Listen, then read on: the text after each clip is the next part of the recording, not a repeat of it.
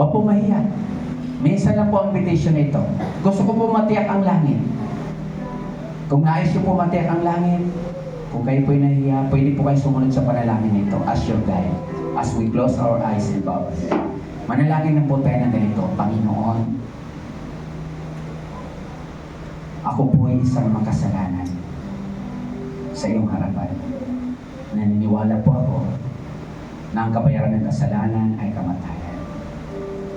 Kaya sa oras na ito, ako po'y lubusang nagsisisi sa aking mga kasalanan at tinatanggap kita sa aking puso ngayong umaga bilang Panginoon tagapagligtas. Salamat po, Panginoon, dahil ang Panginoon Kristo ay namatay sa krus. Binayaran niya ang aking mga kasalanan. Kaya kayo na nga po maghari sa aking buhay mula sa araw na ito, susunod na po ako sa inyo.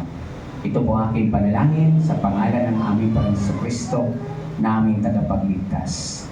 Amen. Patuloy po tayo